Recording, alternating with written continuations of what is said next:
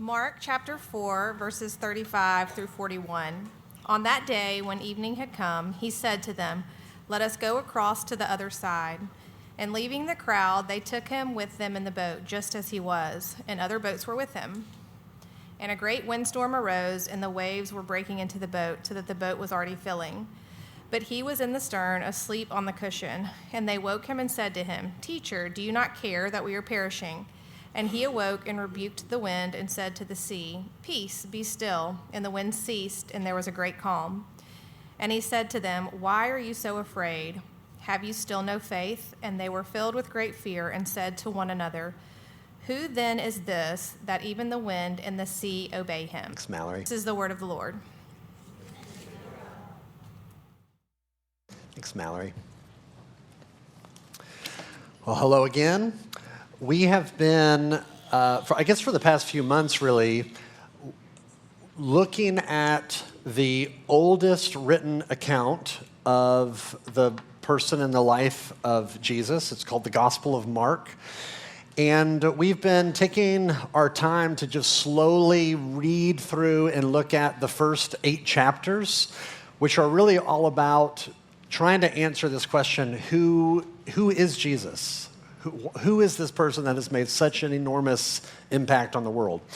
And the passage that Mallory just read for us, the main plot point of it is a storm. As we'll see, there's this just enormous storm kind of at the center of this story, but that's not actually what the passage is about. The story itself is not about the storm, even though it's important to the story. The passage is about faith. It is this invitation, this call, this challenge to put your faith in Jesus, to believe him, to trust him. In fact, that's maybe a great definition of what faith is. Faith is entrusting yourself to someone or to something that you can't really see. The classic example of this is trust falls. You remember the old game we would play in middle school or whenever, college. Last week, where you stand and someone's behind you and you just you can't see them back there and you just kind of lean and just hope that they catch you, and you can't see them, but you're entrusting yourself to somebody that you can't see. And actually, faith is more than that. Faith is not just entrusting yourself to what you can't see, it's entrusting yourself to what you don't understand, something that you can't see or don't understand. For example, when you take your car to the mechanic and they look at you and say, "Oh, we know what the problem is. You need a new electronic throttle control actuator." And because most of us don't know anything about cars, at least I don't, maybe y'all do, but if the mechanic said that to me, I'd say, "Oh, that sounds important. I probably should get an electronic control throttle actuator. What does that cost?" And then they tell you, and then you faint. But my point is that we are all listening and believing people and voices and sources that to help us make sense of reality. For you, it might be there's a high-functioning mom on social media that's kind of your go-to, or your therapy podcast that you lean on, or your favorite preacher you listen to every week when they put out stuff. Or just the news, political pundits interpreting the news for us. My point is we all are listening to these voices, we're entrusting ourselves to them, we're believing them, and it's shaping reality for us. And the invitation of the Bible over and over and over again is to say, do that thing, that entrusting thing that you are so natural to do that with Jesus. Believe in him, entrust yourself to him. Hand over we just sang it. Give to God all of your time and all of your life and all of your joy, all of your soul. That's it. Take all of you and lean in against Jesus. That's what you were made for. That's when life will go well for you. But I love how honest the Bible is, because the Bible assumes that's easier said than done. So let's look at this passage because it shows us, I think, 2 really helpful things. It shows us, number 1, the difficulty of faith. It's difficult. And then number 2, it shows us the footholds of faith. Now, if you've been around Redeemer a while, you might say, just 2 points? I thought we normally get 3 points. Well, the second point has 3 subpoints, so don't get too excited.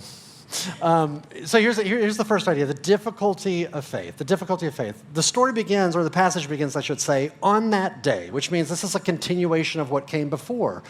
We looked at what came before last week. This is, all of chapter 4 for the most part, the bulk of chapter 4 is Jesus teaching. Our assistant pastor, Austin Lennox, looked at that last week with us about what Jesus is teaching and how Jesus is teaching, but dude's been teaching all day. And so it's the end of the day, the sun is going down, he's exhausted. And he says in verse 35, he says, let us go to the other side, meaning the other side of the sea. They're on the Sea of Galilee, if you remember. He's actually preaching in a boat. So everybody's on land, and he's a little bit removed from the water, in a boat preaching out, which would be kind of awesome, but like something about the acoustics of that worked like a megaphone and you could project to a lot more people. So he's in the boat. They've been doing this for hours, all day, and he looks at his disciples and says, okay, we got to split. Let's go to the other side. So they get in, they go, the sun's gone, it's dark now. And as they are making their way across the sea, verse 37, it says, a great windstorm arose. The word great in the original Greek that was written in is the word mega. There's a mega storm. There's a Megatron storm that has just descended upon them, which means these are experienced fishermen, but you see from their reaction, they're freaking out because this is something they've never experienced before. This is a once-in-a-lifetime, enormous hurricane force kind of a storm where it says that the waves are so big. They're getting up over the side of the boat. They're crashing into the boat, which means the boat's now filling up with water. And if you keep this in mind, people back then did not swim recreationally. You didn't just go to the gym and swim some laps. These men would not be wearing life jackets. So they're in a situation where if this boat goes down, they are in all likelihood going to die. This is also one of the reasons why the sea is often pictured in the Bible symbolically as a symbol of chaos. It is this dark, very scary, uncontrollable phenomenon. You get out into the ocean and a storm happens, you are just at its mercy. There's nothing you can do. So here they are, the storm is raging, water's splashing, the disciples are freaking out, and it says Jesus is asleep. He's asleep in the stern of the boat. Maybe he's got mouth tape on. I don't know how they slept back then. But the disciples, they go and they wake him up. They're freaking out. Look what they say in verse 36. Teacher, do you not care that we are perishing? In other words, Jesus, if you cared, you would be doing something different.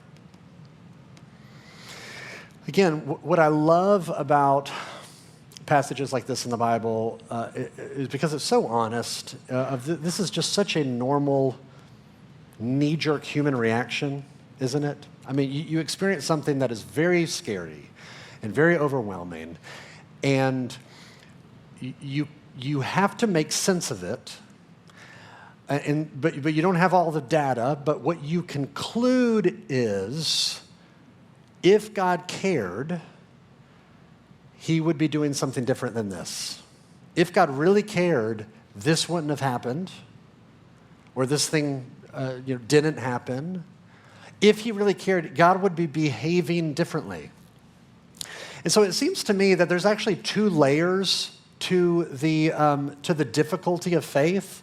The first layer is just the circumstance itself. Hard, overwhelming, distressing circumstances. You've got a storm, or you've got the medical diagnosis that comes through that's just devastating. Or you lose the job.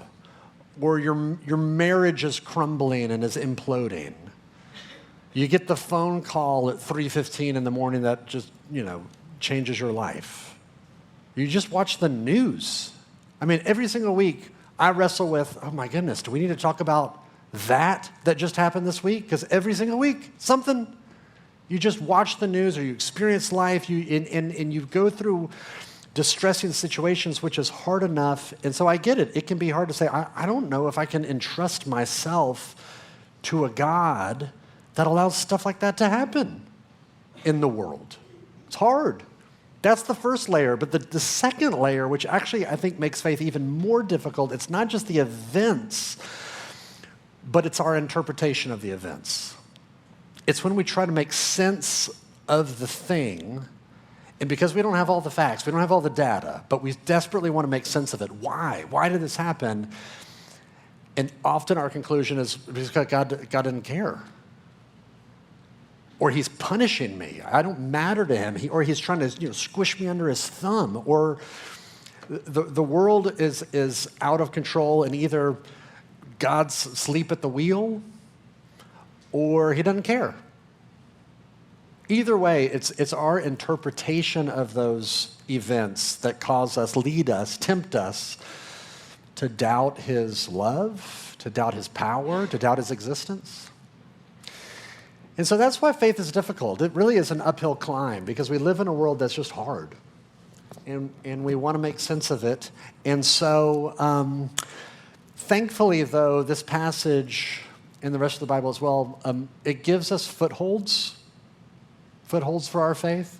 I'm sure some of y'all saw back in January Alex Honnold, I think is his name, Alex Honnold, when he climbed up the skyscraper live on Netflix in Taipei, Taiwan. It was a 101-story skyscraper, enormous, beautiful building.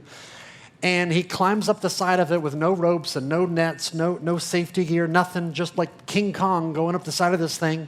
And even though it's a skyscraper, it's not a rock, there's still these footholds. There's like ledges and little spots, little nooks and crannies where you can grab or stick his feet in or whatever. That's what a foothold is it's a spot that you can grab and feel secure in and kind of rest your weight upon as you move along to the next foothold, as you move along the journey. And like I said at the beginning, this passage, I think, gives us 3 footholds, three really kind of solid truths that you can grab a hold of, and I think will help you as you try to entrust yourself to Jesus, assuming that's something you're interested in. Let's look at these one at a time. The first is, it's to notice who Jesus really is. We see in this story who he really is. They wake him up, and look what he does in verse 39. It says he rebukes the wind. He talks back to the sea, almost like he's, talking to a toddler that's having a tantrum. Just like, quiet, chill out. Makes me think of the scene in The Office where Dwight is dressed up as the emperor. It's like Halloween, and he's looking at Michael, and he says, "Quiet, you." I don't know why it makes me think of that, but here's Jesus saying, "Quiet, you," to the sea, and the sea listens and obeys. The sea stops, the wind stops, everything settles into, and it says there is a great calm, mega calm. If you're in the middle of a hurricane, and there's a hurricane bearing down upon you, and there is just so much force and power, you do not have the capacity to stop it. Jesus does.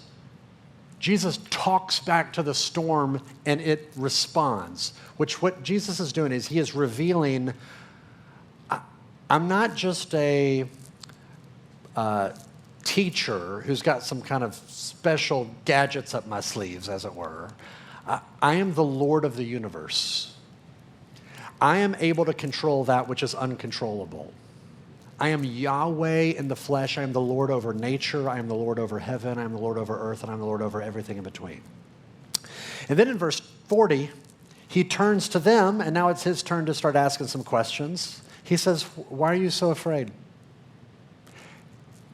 Have you still no faith?" In other words, why don't you trust me? I love that the Bible's understanding of faith is not just this blind, irrational leap in the dark. Like, let's just believe something just because we were told. Notice how he says, have you still no faith. In other words, he's saying, "Look, you have been with me every step of the way. You've seen everything I've done up to this point. You have seen me heal countless people. You have seen me cast demons out of people. You have seen me preach in a way that pierces people's hearts, even your own. You have seen me offer forgiveness. I've done all of this. Why don't you trust me? Is that not enough for you to trust me?" But what he is saying, by asking that question and by doing what he did, he is showing them and he's reminding them, I am the Lord of the universe. And I think here's why this matters.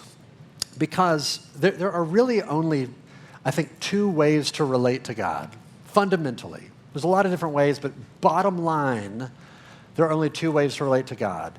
One is to relate to God as if he is your employee. If you have an employee, you have the right to tell them what to do. And if they don't do what you want, or they don't do what you say, you can conclude they're a bad employee. And so I'll fire them. Or you understand God not to be your employee, but your king. And a king is someone who has the right to tell you what to do. And sometimes they tell you things that you don't want to do and you don't want to hear. And sometimes they tell you to do things, or they allow things to happen in your world that they don't give you all the info on. They withhold some of the info. And the question is, okay, will I still relate to you as a king then? Because if I decide to fire you because you do something I don't like, you're actually my employee then. But you have a choice. God's either your employee or your king. Tim Keller has this great quote. I put it at the start of your bulletin. I'm going to read it for you. He says this: if you have a God great and transcendent enough to be mad at because he hasn't stopped evil and suffering in the world, then you have at the same moment a God great and transcendent enough to have good reasons for allowing it to continue that you can't know. Indeed, you can't have it both ways. Now, here's what he just said. He said, if you look at God and you raise your fist and you get angry because why did you allow this thing to happen? Why didn't you stop this? How could you do this? You're assuming that he has the ability to do it. He's great and he's transcendent enough to have the ability to have stopped it, to have not allowed it. But that also means if he's that great and if he's that transcendent, then that means that he might have reasons that he hasn't let you in on yet. Because we say, well, if I can't think of a reason, I can't see any good reason why this would have happened. That doesn't mean that there isn't one. That doesn't mean that he doesn't have one. We just don't know what it is. So that's the first foothold you can really grab a hold of. It's who Jesus is. He is the Lord. He is my King. And I don't have all the information. The second foothold is to not see who he is, but to see where he is. Because where is he in this story? He is in the boat. He's not on the shore. He's not far off in the distance. He's not floating around in the sky somewhere. He's in it. He's right in the middle, the smack dab in the middle of the chaos, the middle of the mess with them. And here's the question: whose idea was it to go to the other side of this sea? Verse 35, Jesus's. And if Jesus is the Lord of the universe, that means that he knew this storm was coming. It didn't surprise him, which shows you he is intentionally leading his friends and his disciples right into the middle of a hurricane. Now that raises some questions. Why is he doing that? Think about what storms do. You remember, again, back in January, you remember ice apocalypse? Of course you do. We're all traumatized. But there was as it was approaching, you might remember the feeling as we were kind of leading up to the days up before when it was supposed to hit. There were all these conflicting weather reports. I was talking to somebody who said, oh, we're predicted to get 3 inches of snow. Look at my thing. And then you talk to somebody else and they say, I just heard 28 inches of ice. And so it's like, what's about to happen. You kind of feel this looming threat, and as it gets closer and closer, we all felt the threat of it. It's threatening to take away our electricity. It's threatening to take away our comfort. It's threatening to take away our ability to drive, our ability to go get food. It's threatening to take away our heat, maybe even our lives. And so you feel this threat, and what storms do as you kind of appear before the impending strength of them, they bring you to the end of yourself. You feel how small and vulnerable you are before them. And here is Jesus, and he takes his friends, and he brings them right into a situation where they are brought to the end of themselves. They cannot fix this. They cannot make this go away. They're totally overwhelmed. They're in over their heads. And Jesus brought them into it on purpose. Think about Psalm 23. It's one of the most famous, most beautiful psalms. It's a psalm that people of faith have looked to for comfort for literally thousands of years. And if you're familiar, I mean, some of you will recognize these words. It says, "The Lord is my shepherd, I shall not want. He makes me lie down in green pastures. He leads me beside still waters. He restores my soul. He leads me in paths of righteousness for his name's sake." And so the whole first part of the psalm is this imagery of God as our shepherd, and we're like little sheep, and he's leading us wherever we need to go. He's leading us beside still waters, and he's leading us beside green pastures, and leading us in paths of righteousness for his name's sake. And then you get to verse 4, and it's like the record scratches, and it's so jarring because it says, "Even though I walk through the valley of the shadow of death," which implies that the shepherd has led them there too. But the paths of righteousness sometimes include going through valleys of the shadow of death. But the comfort of that verse is what he says. He says, "Even though I walk through the valley of the shadow of death, I will fear no evil." You know why? "For you are with me." Jesus brings these men into the middle of a situation where they are brought to the end of themselves, and they're totally overwhelmed. But the beauty of it is he's with them. They're not experiencing this by themselves. He has not abandoned them. They're not on their own. He is right in the middle of it, feeling every force of wind and water. It's all over him too. But what this does is it forces us to have to reckon with this reality. Here's the reality that we're bumping up against. God's plans for my life are often at odds with my plan for my life. My plan for my life is this. Everything is easy. Nothing is hard. I am safe, and I'm happy, and I'm healthy, and everybody around me is getting along, and everything is awesome. Lego movie. And there's enough money left over to get a Chick-fil-A milkshake every now and then, such that I don't need a whole new wardrobe because of how, I need bigger pants as a result of what it does to my body. That's my plan for my life. That is not God's plan for my life. God's plan for my life is that he often brings me and brings you into situations where it feels like you're going to die, where you just feel over your skis and you don't know how it's all going to work out, and you don't have all the answers, and you don't know what in the world he's doing, and it's terrifying, and it's scary.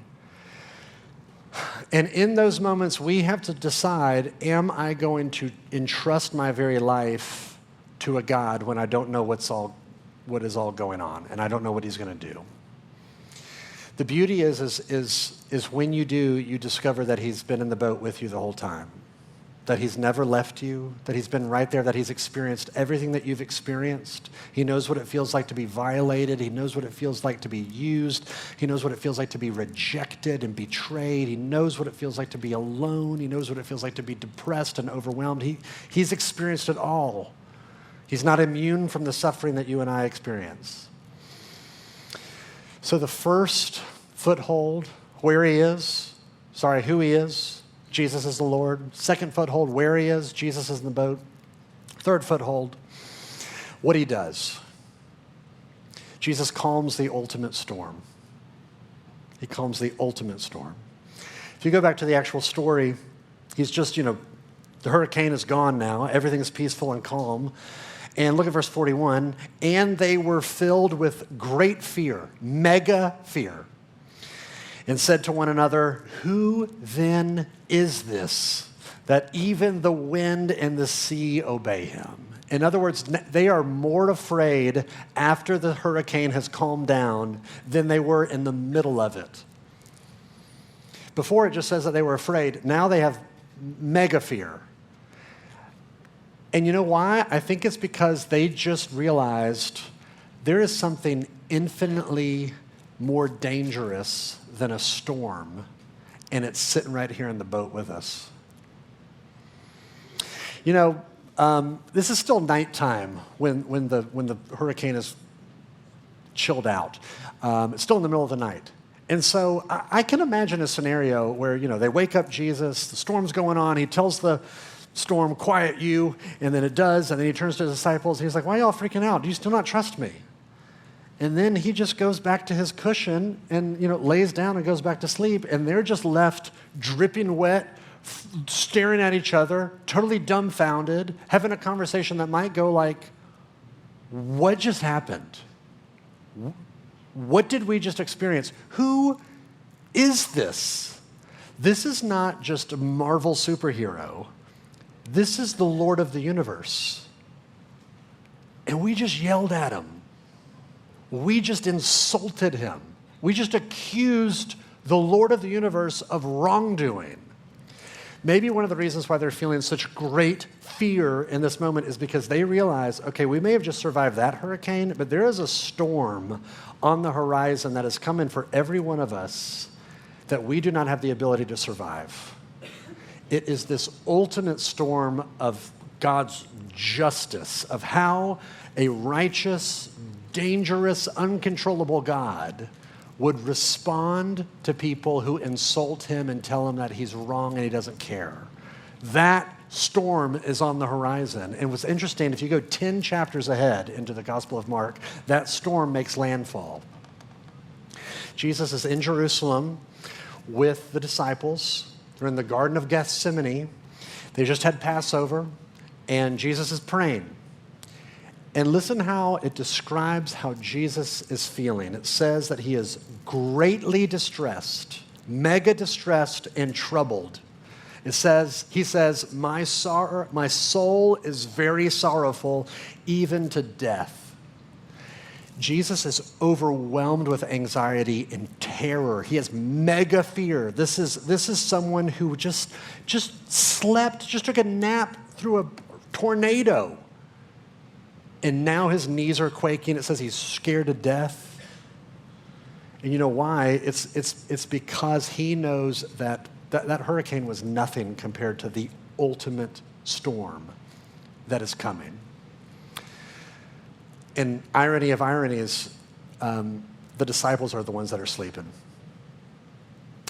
The next day, the storm makes landfall.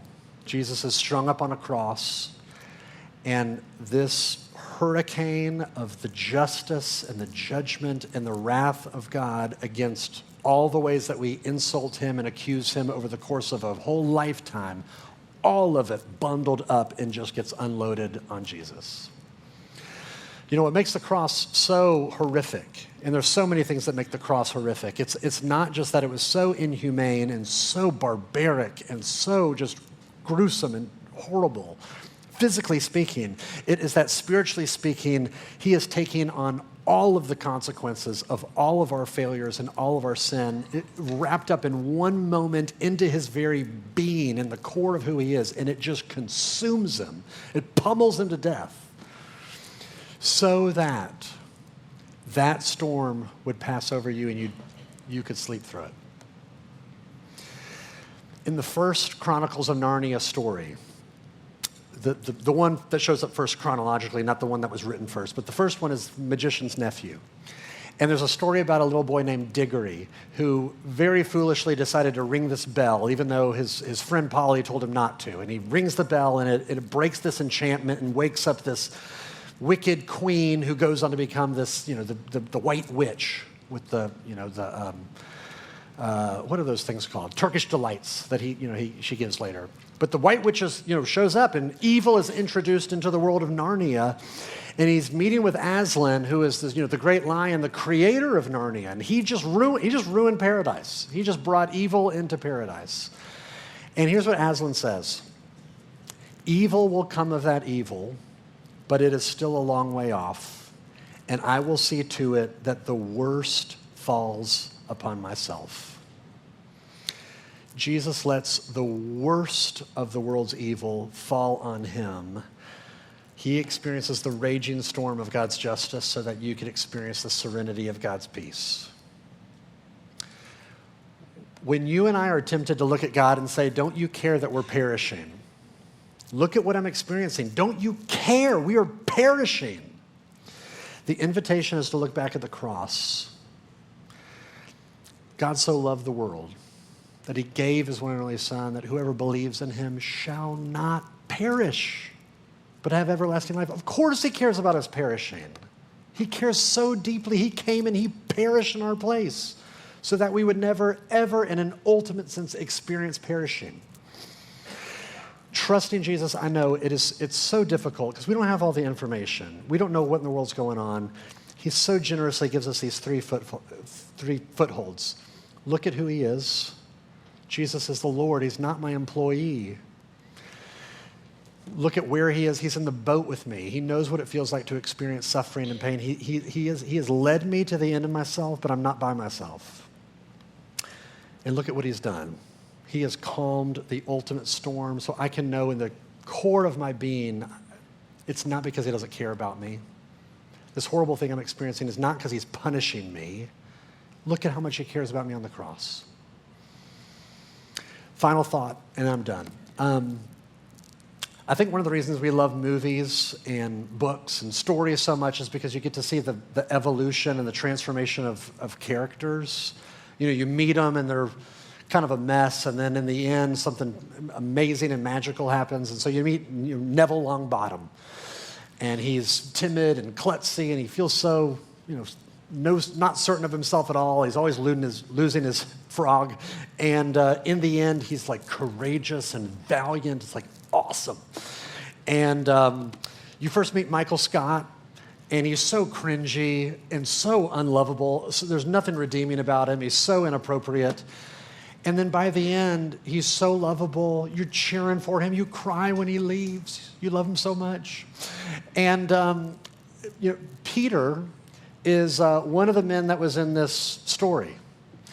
And he was in the boat with the disciples and Jesus. He was the one that felt so much anxiety and yelled at Jesus, "Don't you care?"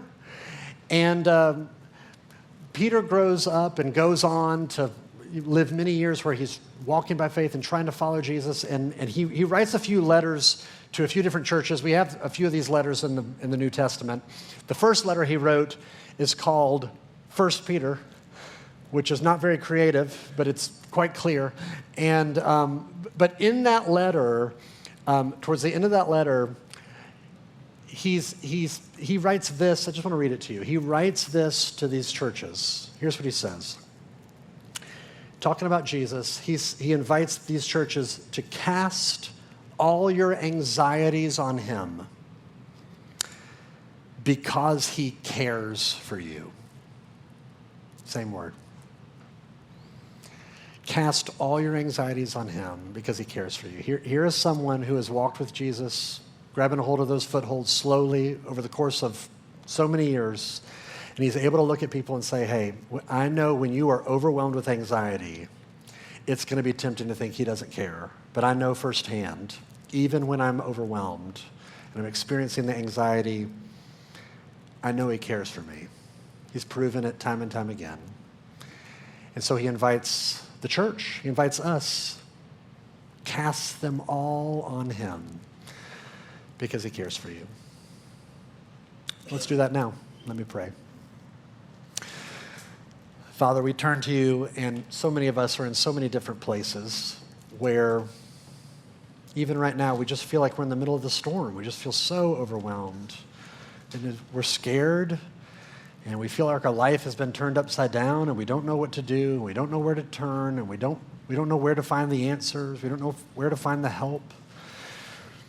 And so, Father, I pray that you would meet us even in the midst of what we're experiencing. Would you take the anxieties off of us? Would you help us to, even just like Peter said, to lean more of ourselves onto you, trusting that you care for us, that you are good, that you are in control.